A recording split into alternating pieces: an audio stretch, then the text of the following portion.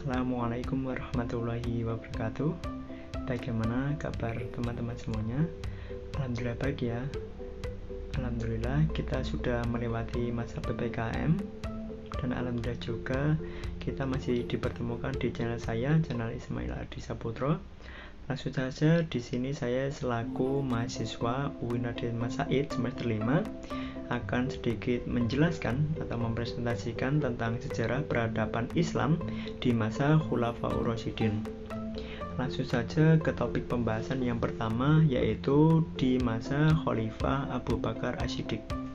Yang pertama, karakteristik kepemimpinan Abu Bakar As-Siddiq. Pada masa pemerintahan Abu Bakar As-Siddiq menunjukkan garis kebijaksanaan. Berdasarkan catatan sejarah menunjukkan bahwa pada masa pemerintahan Abu Bakar As-Siddiq banyak mencapai keberhasilan dari keberhasilan internal maupun eksternal. Adapun keberhasilan tersebut tidak lepas dari sifat-sifat kepemimpinan Abu Bakar, yaitu yang pertama, ketegasan. Abu Bakar As-Siddiq dikenal oleh kaumnya sebagai pribadi yang lemah lembut dan murah hati. Namun di samping itu, beliau juga memiliki sifat ketegasan. Dibuktikan di mana di saat itu pada suatu ketika Fuja'ah dengan datang kepada Abu Bakar untuk meminta senjata guna memerangi kaum murtad. Tapi sebaliknya, Fuja'ah itu malah memerangi kaum muslimin dan membunuh orang-orang yang tidak bersalah. Maka karena kesalahan dari Fuja'ah itu, Abu Bakar As-Siddiq menghukum Fuja'ah, yaitu dengan membakar Fuja'ah. Dan itu salah satu bukti ketegasan dari Abu Bakar As-Siddiq karena Fuja'ah telah melanggar aturan, yaitu membunuh orang-orang yang bersalah dan menyalahgunakan senjata.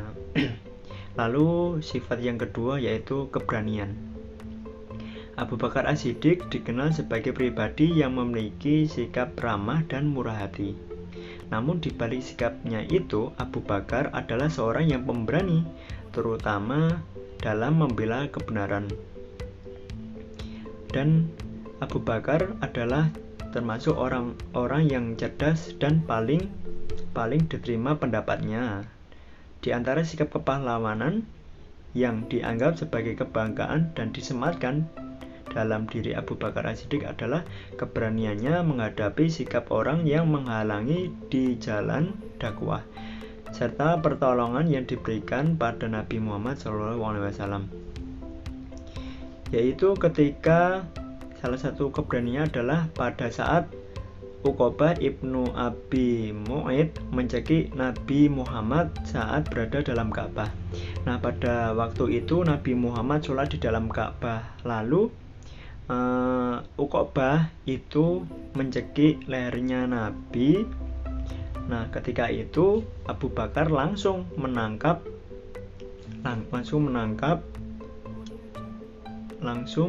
Uqbah.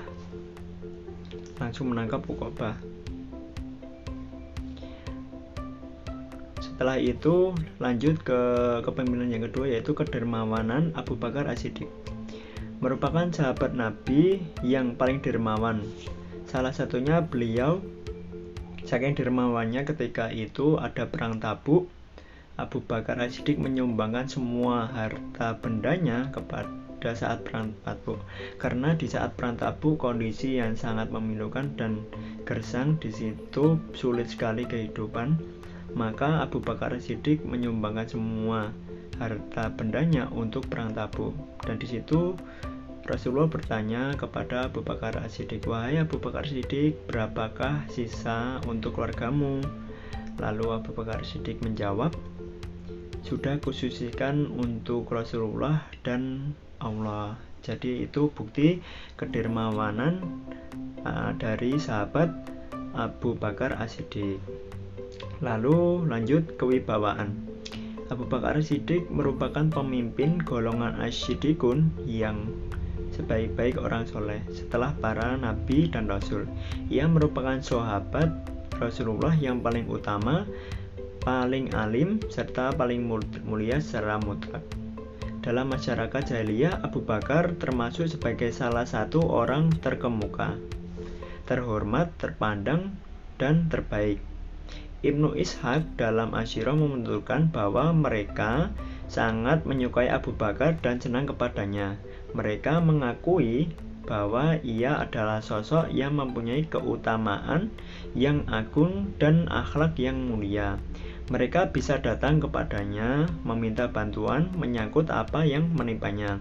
Mereka merasa nyaman dan akrab dengannya karena pengetahuannya. Nah, itu ya bukti kewibawaan dari sahabat Abu Bakar As-Siddiq.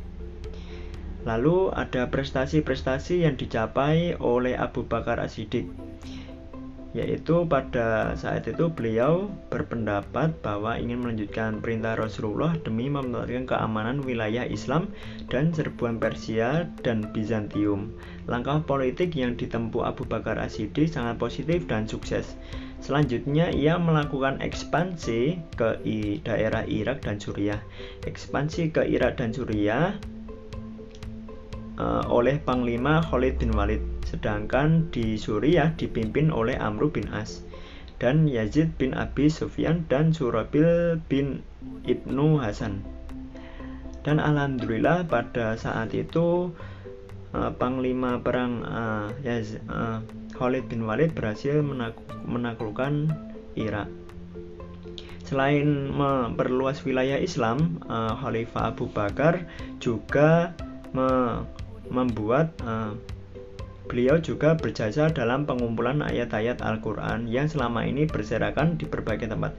Kan waktu dulu Al-Quran tidak dibukukan, tapi Al-Quran juga masih ada di daun, masih ada di kulit-kulit sapi lah.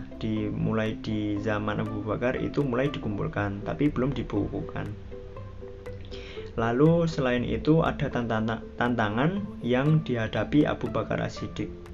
Karena pada saat itu setelah Rasulullah wafat pasti ada banyak sekali gejolak tantangan yang lebih besar yang akan dihadapi pemimpin selanjutnya. Yang pertama kan Abu Bakar As-Siddiq. Tantangan yang dihadapi pada saat Abu Bakar As-Siddiq yaitu seperti munculnya orang-orang murtad, lalu orang-orang yang mengaku sebagai nabi, lalu banyak orang yang tidak mau membayar zakat. Nah, pada masa pemerintahan Abu Bakar As-Siddiq, ia langsung membentuk seperti tim untuk memberantas nabi-nabi palsu, lalu orang-orang yang tidak mau membayar zakat. Nah, begitu. Salah satu rintangan yang dihadapi oleh Abu Bakar As-Siddiq. Lalu lanjut ke khalifah yang kedua, yaitu Khalifah Umar bin Khattab. Sedikit biografi Umar bin Khattab. Umar bin Khattab memiliki nama lengkap yang panjang. Namanya yaitu Umar bin Ibnu Nufail, Ibnu Abdul Uzza, Ibnu Ribah, Ibnu Khat, Ibnu Roza, Ibnu Adi bin Ka'ab. Umar berasal dari suku Adi, suku yang masih rumpun Quraisy, yang merupakan salah satu suku terpandang mulia dan mempunyai martabat tinggi di daerah Arab. Ibunya bernama Hamtamah binti Hashim. Nah, Umar bin Khattab itu lahir pada tahun 13 pasca tahun gajah. Ia dipanggil Abu Hafs dan digelari Al-Faruq. Nah, itu ya sedikit biografi dari Abu Bakar As-Siddiq. Ia lahir pada 13 pasca tahun gajah. Nah, Abu Bakar juga lahir di suku Adi. Nah, suku ini suku yang terpandang martabatnya. Kalau di Indonesia ada suku Baduy, suku Karanganyar. Nah, itu suku Karanganyar termasuk suku yang tinggi, contohnya seperti itu. Lalu langsung saja ke pengangkatan Umar bin Khattab sebagai khalifah. Abu Bakar sebelum meninggal tahun 634 Masehi atau 13 Hijriah, ia menunjuk Umar bin Khattab untuk menggantikannya menjadi khalifah, menjadi sahabat penggantinya. ada beberapa faktor yang mendorong Abu Bakar untuk menunjuk Umar menjadi khalifah penggantinya. Yang pertama, kekhawatiran peristiwa yang sangat menegangkan di Saqifah Bani Sa'idah yang nyaris menyeret umat Islam ke jurang perpecahan. Bila ia tidak menunjuk seorang untuk menggantikannya, maka umat Islam akan terpecah. Jadi itu faktor yang pertama ya. Terus faktor yang kedua, kaum Ansor dan Muhajirin saling mengklaim sebagai golongan yang berhak menjadi khalifah. Lalu yang ketiga, umat Islam pada saat itu baru saja selesai menumpas kaum murtad dan pembangkangan. Nah itu nih ya, itu faktor-faktor yang mengangkat Umar bin Khattab menjadi khalifah. Salah satunya karena pada saat itu kekhawatiran di Saqifah Bani Sa'idah yang nyaris menyeret umat Islam yang akan terjadi perpecahan. Lalu yang kedua, kaum Muhajirin dan Ansor mengklaim bahwa ia berhak menjadi khalifah. Dan yang ketiga, umat Islam baru saja selesai menumpas kaum murtad dan pembangkangan. Lalu ditunjuknya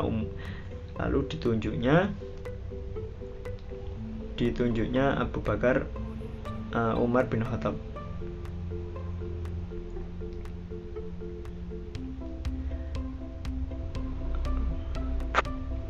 Lalu lanjut ke sistem pemerintahan Abu Bakar.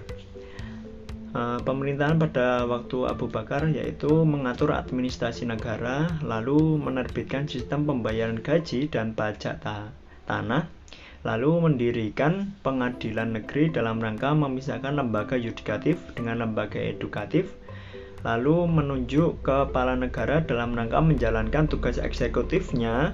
Ia dibantu oleh pejabat yang disebut Alkitab atau sekretaris negara, lalu membentuk jawatan kepolisian untuk menjaga keamanan dan ketertiban serta menangkap penjahat.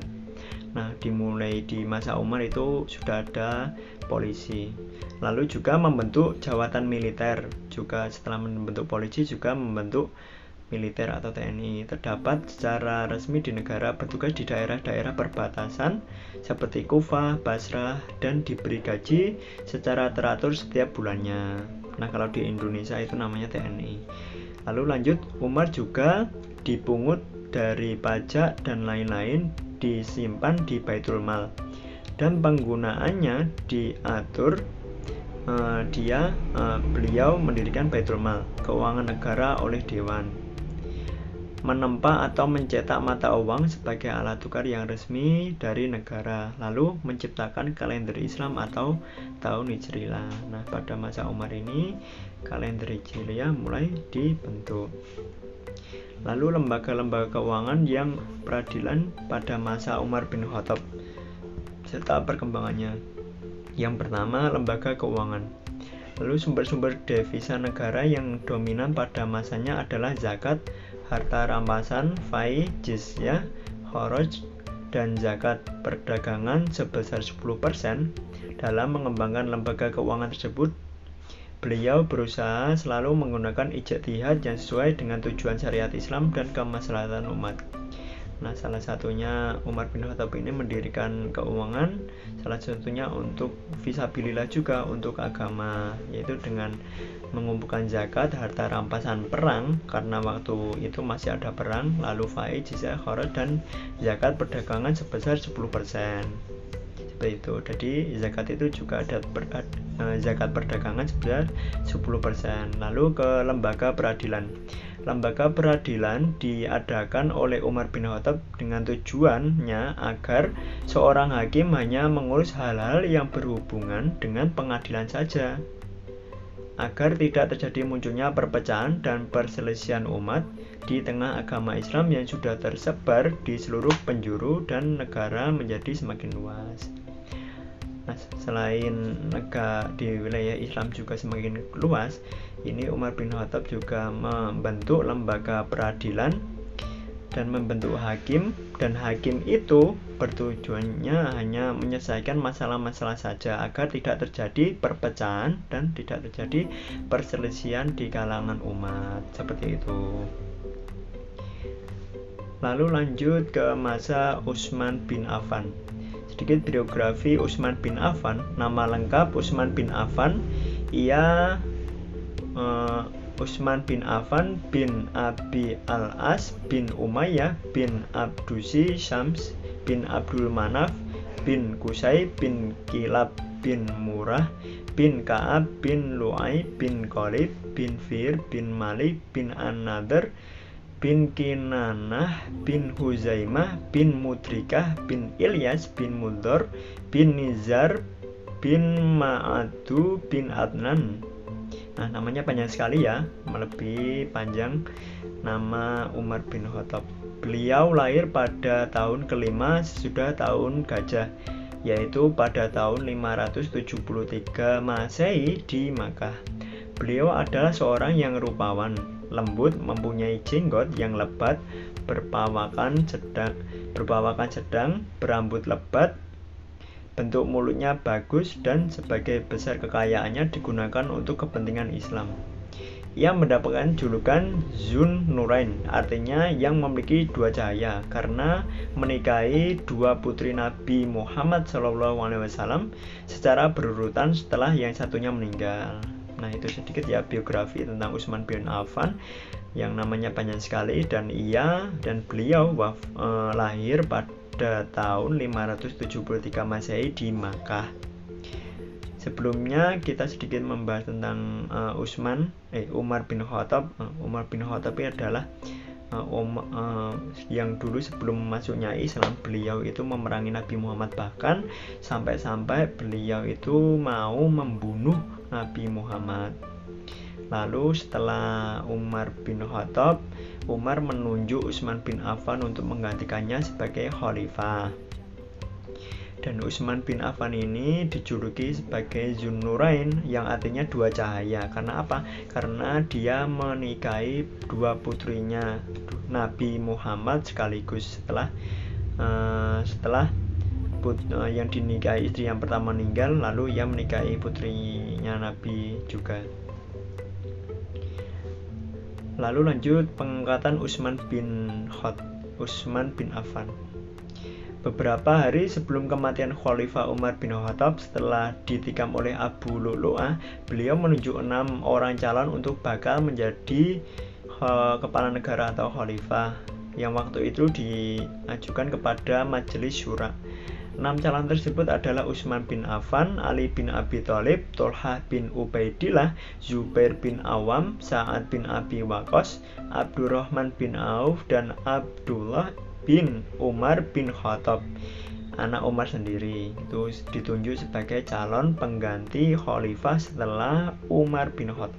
Lalu Abdurrahman membaiat Utsman bin Affan. Jadi itu adalah Abdurrahman itu adalah Majelis Syura atau yang memilih khalifah. Dengan demikian Utsman bin Affan terpilih menjadi khalifah ketiga setelah Umar bin Khattab. Ia dipilih pada bulan Dzulhijjah tahun 23 Hijriah dan menjalankan jabatan khalifah mulai dari bulan Muharram 24 Hijriah. Tapi berdasarkan hasil musyawarah dan syura bersepakat memilih Utsman pada tanggal 3 Muharram atau 24 Hijriah dan dibaiat setelah sholat zuhur. Dan Utsman menjadi imam pertama adalah sholat asar. Jadi setelah pengangkatan Utsman bin Affan, ia ditunjuk langsung menjadi imam sholat. Lalu pada masa kepemimpinan Utsman bin Affan itu ada prestasi-prestasi yang diperoleh Utsman bin Affan. Yang pertama, pelebaran Masjid Nabawi. Karena Masjid Nabawi itu dibangun sejak masa Nabi Muhammad SAW, dan di zaman Utsman bin Affan itu diperluas. Lalu yang kedua, perluasan wilayah Islam. Dan lalu pembangunan angkatan laut. Yang keempat, memodifikasi Al-Quran atau Mushaf Utsmani. Nah, pada masa Utsman bin Affan itu prestasi beliau ya seperti itu, membangun angkatan laut yang sebelumnya belum ada angkatan laut, mungkin adanya angkatan darat, sekarang ada angkatan laut. Lalu memodifikasi Al-Quran, kalau sekarang itu Mushaf Utsmani. Lalu lanjut ke masa kemunduran Utsman bin Affan. Itu disebabkan yang pertama karena nepotisme, yang kedua lamban dalam mengambil keputusan, yang ketiga lainnya kelompok pemberontakan. Nah itu ya faktor-faktor yang mendorong kemunduran Utsman bin Affan. Lalu berakhirnya masa Utsman bin Affan itu karena beliau dicekik oleh seseorang yang berhasil memasuki rumahnya dan membunuhnya dengan pedang. Tangan beliau terputus karena menangkis pedang seseorang tersebut. Jadi Khalifah Utsman bin Affan ini mati karena dibunuh. Contohnya seperti ini, ada seseorang masuk, diat. Nah, ketika itu Utsman bin Affan seperti ini karena menangkis dengan tangannya, karena yang membunuh itu pakai pedang, lalu tangan Utsman bin Affan terputus. Jadi seperti itu. Lalu setelah Utsman bin Affan terbunuh, maka digantikanlah Ali bin Abi Thalib. Pada waktu Ali bin Abi Thalib ia menikahi putrinya, yaitu Fatimah. Lalu langsung saja ke pengangkatan Ali bin Abi Thalib. Pada waktu itu ada 4 orang sahabat Nabi Muhammad dari 6 yang dipilih yang dipilih Ali sebelum wafat, yaitu Jubair dan Sa'ad bin Abi Waqqas dan yang lainnya. Dilihat dari berbagai segi, Ali dianggap yang paling utama. Dalam sebuah pertemuan permusyawaratan, Abdurrahman bin Auf menetapkan Ali sebagai tokoh yang paling dipercaya umat setelah Utsman bin Affan.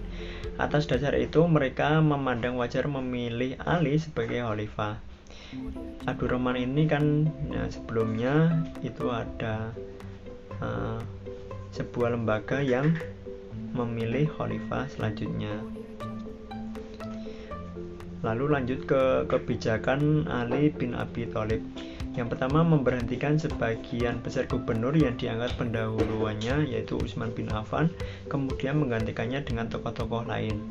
Yang kedua, kebijakan Ali dalam bidang fikih siasah antara lain yaitu urusan korespondensi, lalu urusan pajak, lalu urusan angkatan bersenjata, lalu urusan administrasi peradilan.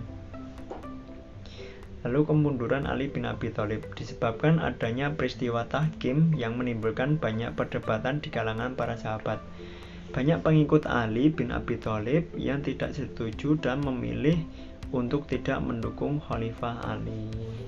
Nah itu ya, karena kemunduran Ali itu disebabkan karena kaumnya juga, karena peristiwa tahkim yang menimbulkan banyak perdebatan di kalangan para sahabat. Mungkin itu saja sedikit presentasi dari saya. Banyak salah kata maupun perbuatan saya yang kurang berkenan di hati saudara-saudara semuanya. Saya mohon maaf yang sebesar-besarnya. Allahumma fiqillah aku amitorik. Wassalamualaikum warahmatullahi wabarakatuh.